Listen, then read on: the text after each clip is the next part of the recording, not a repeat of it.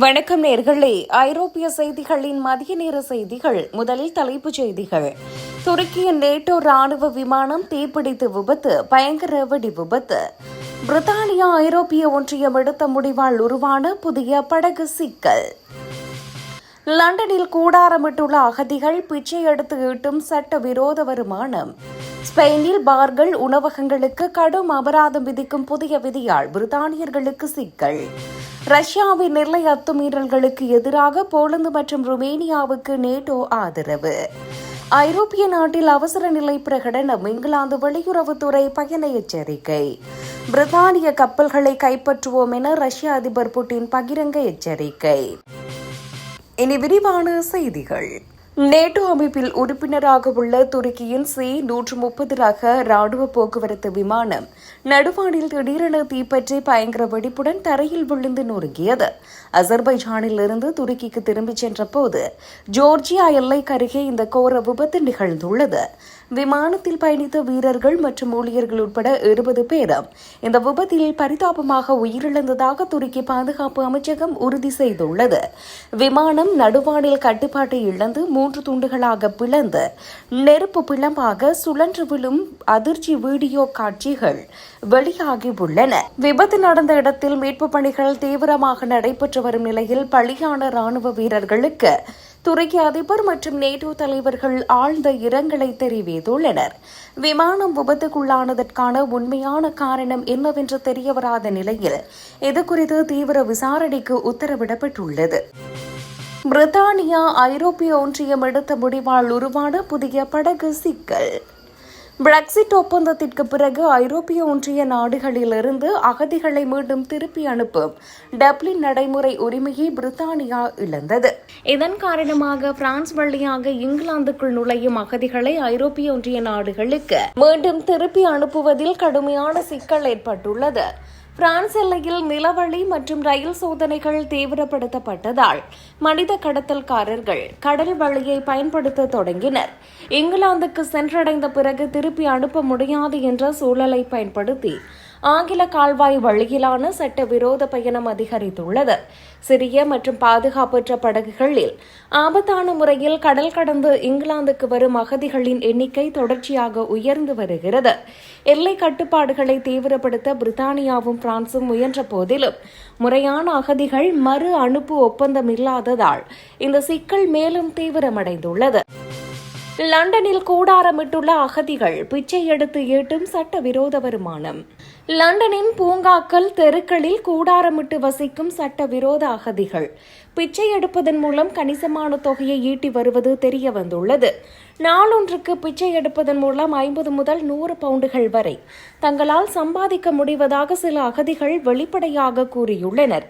இங்கிலாந்தின் தாராளமயமான தொண்டு மனப்பான்மையையும் சுற்றுலா பயணிகளின் நடமாட்டத்தையும் பயன்படுத்தி இவர்கள் குறிப்பிட்ட முக்கிய இடங்களில் பிச்சை எடுக்கின்றனர். சட்டவிரோதமாக பெறப்படும் இந்த வருமானத்திற்கு எவ்வித வரியும் செலுத்த தேவையில்லை என்பதால் பலர் வழக்கமான வேலைகளுக்கு செல்வதை தவிர்க்கின்றனர்.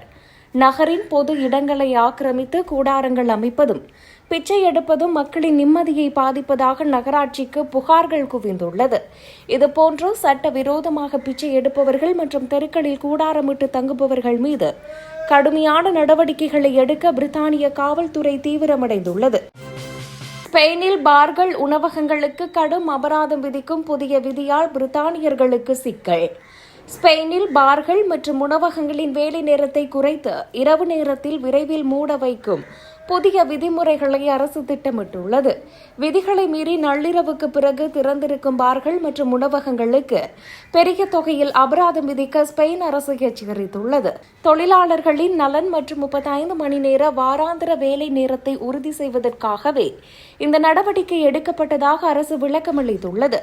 நள்ளிரவு வரை இயங்கும் இரவு நேர கேளிக்கை கலாச்சாரத்துக்கு பழக்கப்பட்ட பிரித்தானிய சுற்றுலா பயணிகளுக்கு இந்த புதிய நடைமுறை பெரும் ஏமாற்றத்தை அளித்துள்ளது. இரவு நேரத்தில் பொழுதுபோக்க விரும்பும் சுற்றுலா பயணிகளின் எண்ணிக்கையை குறைப்பதோடு உள்ளூர் உணவக உரிமையாளரின் வருவாயையும் இது பாதிக்கும் என எதிர்ப்புகள் கிளம்பியுள்ளன. ஸ்பெயின் அரசின் இந்த அதிரடி முடிவால் அந்நாட்டுக்கு சுற்றுலா செல்லும் பிரித்தானியர்கள் தங்களின் இரவு நேர திட்டங்களை மாற்றியமைக்க வேண்டிய கட்டாயம் ஏற்பட்டுள்ளது. ரஷ்யாவின் எல்லை அத்துமீறல்களுக்கு எதிராக போலந்து மற்றும் ருமேனியாவுக்கு நேட்டோ ஆதரவு. போலந்து மற்றும் ருமேனியான் வான்வெளியில் ரஷ்ய ஏவுகணைகள் மற்றும் ட்ரோன்கள் சமீபத்தில் அத்துமீறி நுழைந்த சம்பவங்களுக்கு நேட்டோ அமைப்பின் உறுப்பு நாடுகள் கடும் கண்டனம் தெரிவித்துள்ளன. வட அட்லாண்டிக் கவுன்சில் கூட்டத்தில் கூடிய நேட்டோ பிரதிநிதிகள் இந்த ஆபத்தான வான்வெளி அத்துமீறல்களுக்கு ரஷ்யாவே முழு பொறுப்பேற்க வேண்டும், இத்தகைய நடவடிக்கைகள் மிகவும் ஆபத்தானவை எனவும் ரஷ்யா அதிக ஆபத்துகளை எதிர்கொள்ள தயங்கவில்லை என்பதை இது காட்டுவதாகவும் நேட்டோ சுட்டிக்காட்டியுள்ளது.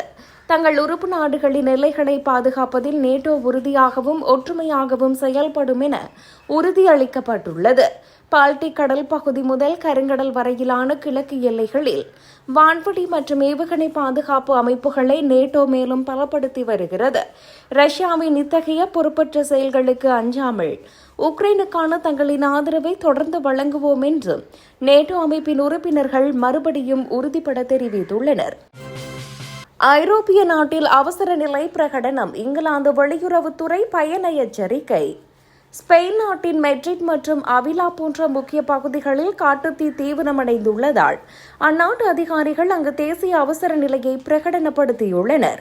இதனைத் தொடர்ந்து ஸ்பெயின் மற்றும் பிற ஐரோப்பிய நாடுகளுக்கு பயணம் செய்ய திட்டமிட்டுள்ள பிரித்தானியர்களுக்கு இங்கிலாந்து வெளியுறவுத்துறை புதிய பயண எச்சரிக்கையை விடுத்துள்ளது.